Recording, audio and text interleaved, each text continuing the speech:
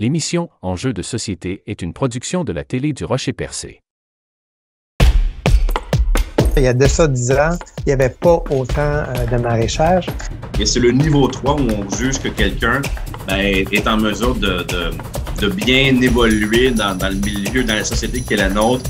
Mais si on faisait un bilan des 15 dernières années de l'argent que Facebook et Google ont amassé sur le dos, entre guillemets, des publications.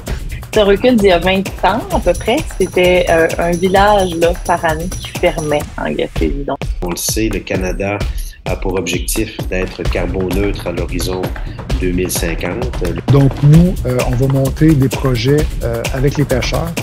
De faire un compost maison de qualité, c'est très possible.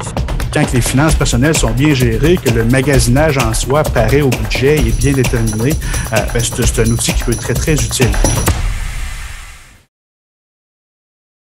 Les 7 astuces du mouvement Santé mentale Québec sont des principes conçus pour aider à maintenir et améliorer la santé mentale individuelle et collective.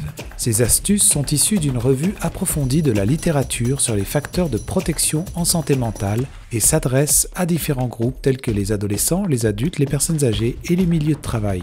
Le mouvement Santé mentale Québec propose divers outils comme des fiches d'animation, des vidéos et des dépliants pour aider à comprendre et à mettre en pratique ces astuces. Ces ressources sont conçues pour être utilisées par différents groupes, y compris les enseignants, les travailleurs sociaux, les parents, les grands-parents, afin de favoriser une approche globale de la santé mentale tenant compte des aspects individuels, sociaux et structurels. Dans cette série en 7 épisodes, nous allons éplucher avec Kylian Gay les 7 astuces. Cette semaine, l'astuce s'accepter. Il s'agit de développer une connaissance réaliste de nos forces et faiblesses et de les accepter. Alors je voulais te redemander, je sais qu'on en a parlé un petit peu avant aussi, mais l'importance de se connaître soi-même pour la santé mentale positive. Oui, donc pour se connaître soi-même, il faut avoir essayé plusieurs choses. Ça prend aussi une certaine réflexion sur soi-même, beaucoup d'auto-observation. Mais à la base, en fait, c'est que se connaître soi-même, ça implique aussi de connaître nos ressources intérieures. Donc, tout ce qui nous permet d'être plus résilients. La résilience, d'ailleurs, dans le jargon, on dit que c'est la capacité de rebondir face à un événement. Puis, ben, si je connais beaucoup plus mes ressources intérieures, mes forces qui me permettent de passer à travers les épreuves, ben, je vais pouvoir évidemment les utiliser à bon escient. Et quand je me connais un peu moins bien, quand que je me concentre beaucoup sur mes défauts, ben, c'est là que ça peut affecter justement ma capacité à avoir une meilleure estime, une meilleure confiance en moi. Donc, en fait, moi, je trouve que l'estime de soi, c'est une des bases de la santé mentale et donc de la connaissance de soi aussi. Donc, je crois que l'astuce s'accepter pour cette semaine.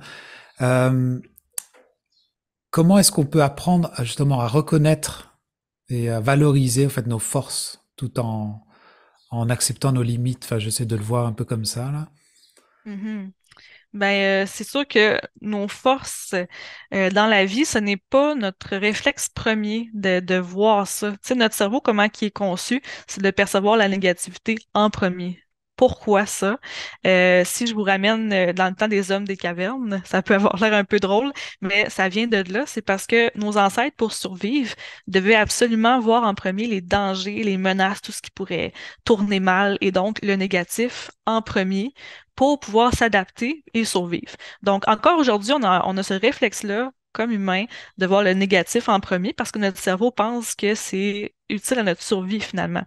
Donc, on n'a pas l'habitude de voir ce qu'on fait de bon et de beau en premier. Et nos forces à l'intérieur de nous, en fait, parfois, on a tendance aussi à les minimiser. Tu sais, ben là, c'est juste normal là, que je sois une personne gentille parce que c'est ce qu'il faut être dans la société pour être accepté, pour être aimé ou peu importe. Mais il faut prendre conscience que les gens nous apprécient pour une raison. Il faut prendre conscience aussi que cette force-là, d'être, par exemple, altruiste envers les autres, ben, ça nous démarque puis ça nous rend uniques. C'est ça le concept, en fait, qu'on veut lancer cette année parce que chaque année, il y a une campagne annuelle qui est lancée avec une des astuces. Donc, à partir du 13 mars, ce sera justement s'accepter. Puis, on veut faire comprendre aux gens que c'est le fait que tu sois unique qui va faire en sorte que tu es un bel humain puis que tu mérites d'être apprécié à ta juste valeur. Là, ça me fait penser un peu entre... c'est quoi la différence entre une limite et un défaut? Parce que des fois, on pourrait voir, si on s'observe et on aurait peut-être tendance à voir ça comme un défaut chez nous. Est-ce qu'il faut le transformer et le voir plutôt comme une limite? Et puis, pourquoi est-ce que cette distinction serait importante pour l'acceptation de soi? Alors, quand on parle de limites aux gens, parfois, ils vont voir ça justement comme quelque chose d'un peu plus négatif, quelque chose qui font en sorte que sont pas assez. Tu sais, j'ai des limites et donc les gens sont parfois déçus de moi ou peu importe. Mais au contraire, la différence entre un défaut et une limite, en fait, c'est que le défaut, ben, je veux dire, tout le monde en a, des petits puis des plus grands, mais ça peut nous nuire à nous-mêmes ou nuire aux autres. Tandis qu'une limite, c'est absolument essentiel que tout le monde, on en ait. C'est un peu comme la barrière que je me mets devant moi, que les autres ne doivent pas traverser, mais que moi aussi, je ne dois pas traverser. Donc, je prends un exemple sur moi. Moi, dans mon enfance, j'ai eu des parents qui étaient très doux, très encadrants. J'ai eu une enfance très, très calme aussi. Tu sais, j'étais une enfant qui aimait être dans son coin, qui aimait pas les gros bruits, puis tout ça, qui aimait pas se faire parler fort non plus. Puis encore aujourd'hui, c'est une limite que j'ai en dedans de moi, finalement, que j'aime pas que les autres haussent le ton contre moi, que les autres me parlent brusquement. Puis, ben, quand que cet aspect-là de la communication embarque, ben là, moi, c'est ma limite. Souvent, je me retire ou je refuse de poursuivre la conversation. Donc, pour toi, c'est quoi ta limite? Ta limite qui souvent est reliée avec tes valeurs. Si pour toi, ta valeur qui est très importante, c'est l'ouverture d'esprit, par exemple, ben, c'est normal que tu aies des limites avec les gens qui font preuve de fermeture d'esprit, qui n'ont pas de tolérance envers la différence ou peu importe. Donc, la limite va être importante à mettre pour les autres. Donc, de s'affirmer aussi dans ces limites-là, ça, c'est quelque chose qui peut être difficile aussi. Puis moi aussi, ma limite personnelle, de connaître jusqu'à combien d'heures de travail que je peux me permettre pour ne pas m'épuiser, jusqu'à combien je peux me permettre d'être avec les autres pour que ma batterie sociale ne soit pas trop épuisée au bout de ma semaine. Donc, c'est important de se dire que la limite, c'est pas quelque chose de négatif en soi, c'est surtout pas des défauts non plus. C'est important d'en avoir puis de les connaître aussi. C'est intéressant, tu parlais de s'affirmer. Est-ce que en quoi consiste l'acte de s'affirmer? Est-ce que peut-être tu pourrais développer un peu plus? Et comment est-ce que ça contribue justement à une meilleure acceptation de soi? Ben, s'affirmer, en fait, c'est d'être soi, c'est d'être soi-même en termes d'authenticité devant les autres, de pas avoir peur de dévoiler cette partie-là de nous qui est totalement vraie de base, mais aussi de pouvoir s'exprimer sur, ben, moi, j'ai des opinions, j'ai des façons de voir les choses, puis c'est pas de les imposer, mais c'est de vivre notre vérité, puis de faire en sorte que nos gestes, nos comportements soient en cohérence aussi avec ces forces-là qu'on a en dedans de nous, notre personnalité. Puis s'affirmer, ça peut être difficile pour les gens parce que qu'est-ce qui fait peur beaucoup, c'est de dire non aux autres. On a peur de décevoir, on a peur de ne pas plaire aux autres non plus. Puis ça, c'est une forme d'affirmation de soi parfois, de devoir refuser.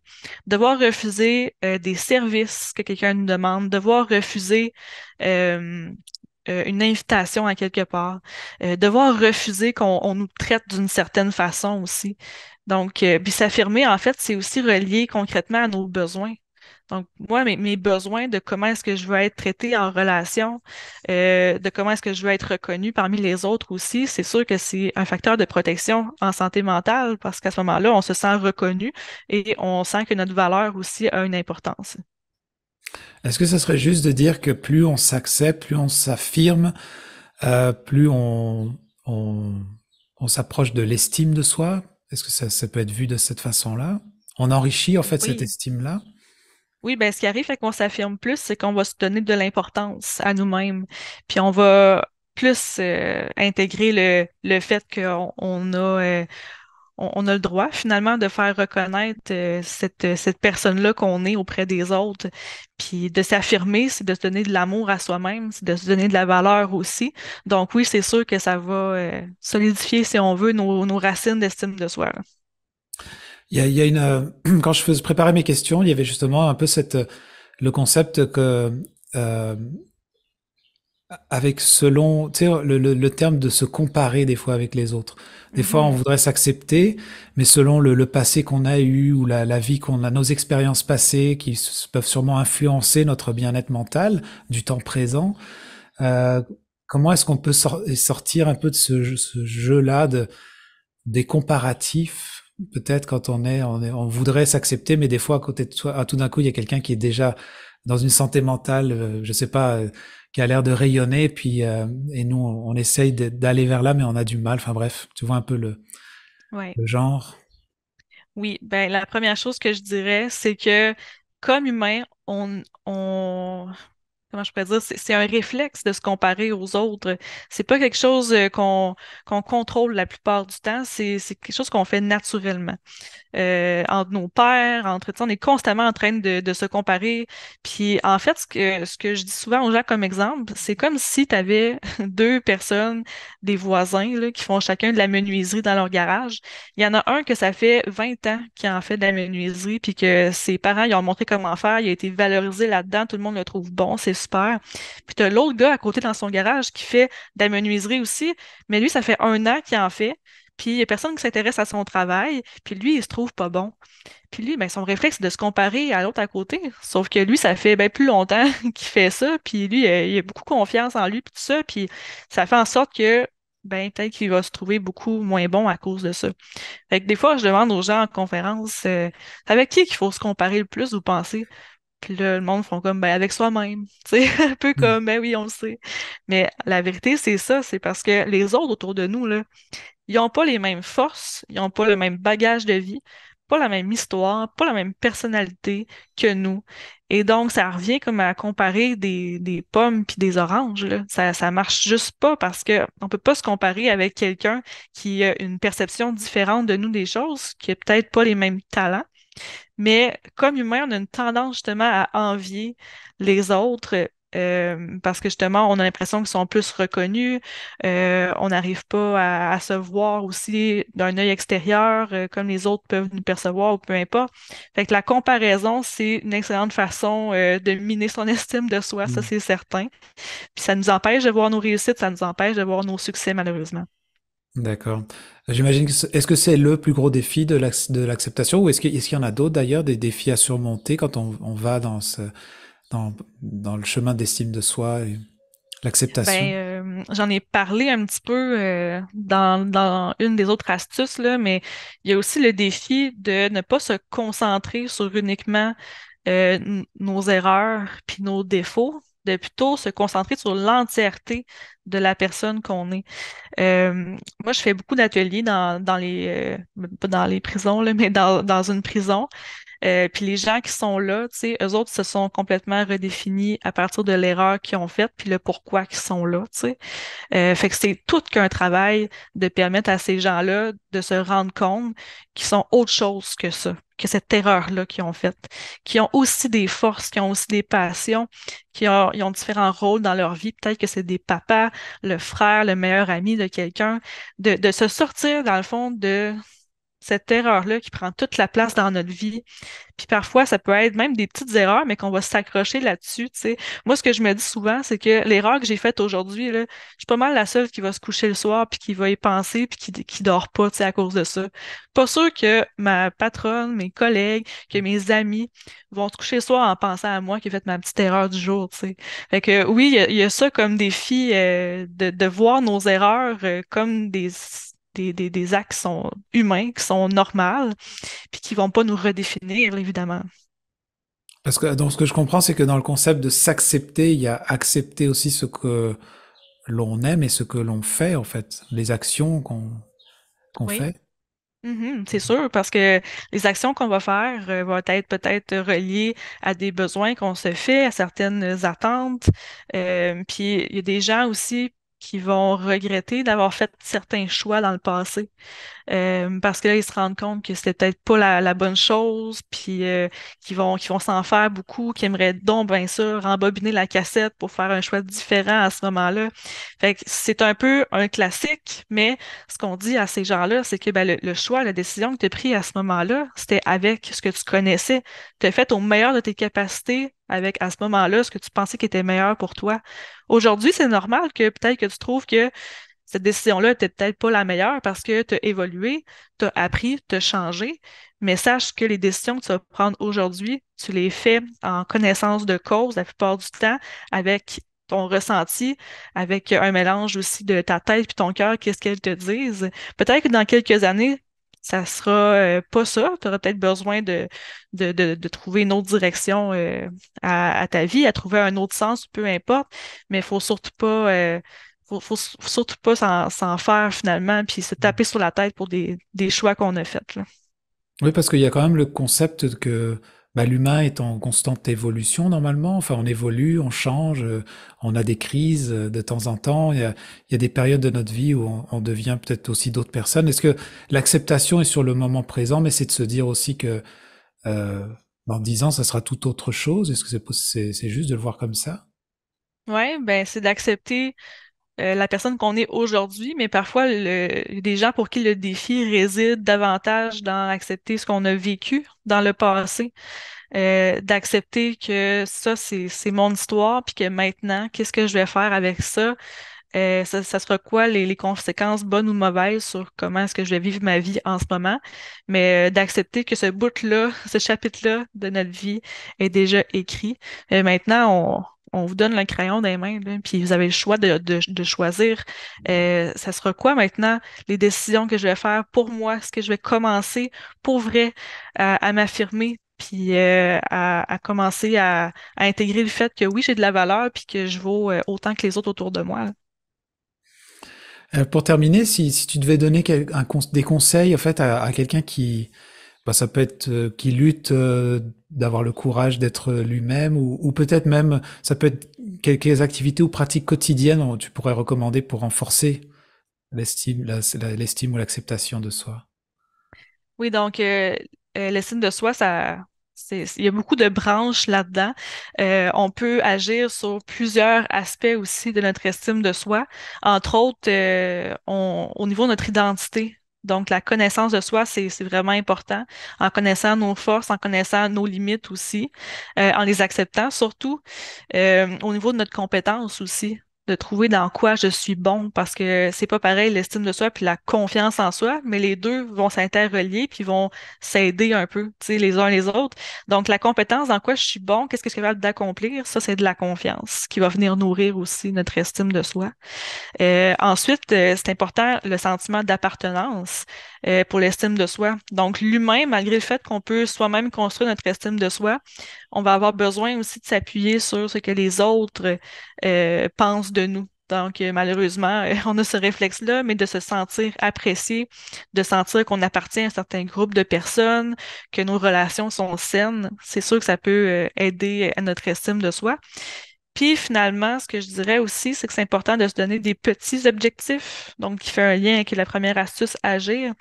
Si on se donne le plus souvent l'occasion de vivre des petites réussites, c'est ça qui va venir renforcer l'estime de soi. C'est d'avoir l'impression qu'il y a des choses qu'on fait de bien, de bon aussi, puis de se donner la chance d'atteindre ces objectifs-là. Donc, vous êtes mieux de vous faire des petits objectifs, des petits buts à court terme qui sont atteignables, qui sont réalisables aussi, puis vous permettent de vivre ces succès-là, là. Des fois, j'ai l'impression en t'écoutant tout ça, c'est vrai que c'est des concepts qui ont l'air simples, et en même temps, il y a une certaine complexité. Il y a tellement de paramètres, et tellement en fonction de chaque personne, en fait. Déjà, la complexité de notre propre, de la personne qu'on est, comme tu disais tout à l'heure, notre vie, notre passé, ce qu'on a vécu, et puis comment on interagit avec les autres, ce qu'on pense des autres, ce que les autres pensent de nous, et tellement de paramètres à rentrer des fois dans le cerveau. Est-ce que des fois, ça, c'est se prendre la tête pour rien, ou quand on est trop dans les focus de tous ces détails-là, ça peut nous nuire? Comment est-ce que toi tu vois ça?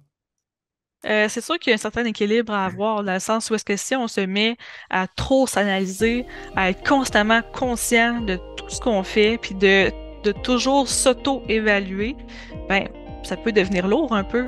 Puis peut-être que parfois, il faut lâcher prise sur certaines choses. Parfois, il faut penser uniquement à s'amuser, par exemple. Tu sais, si je suis dans un party puis que je suis toujours là en train de me dire qu'est-ce que j'ai dit là, puis comment ça j'ai fait ça, puis de quoi j'ai l'air, puis de s'inquiéter par rapport à notre allure, puis tout ça, ben peut-être qu'on va passer à côté de plein de choses. Mais la bonne nouvelle, c'est que l'estime de soi, ça se travaille quand on a 5 ans, mais ça se travaille aussi quand on en a 85. Donc, il n'est jamais trop tard pour aller solidifier les racines de notre arbre d'estime de soi, puis de faire en sorte qu'on aille après ça des feuilles, des branches plus solides pour faire face aux intempéries.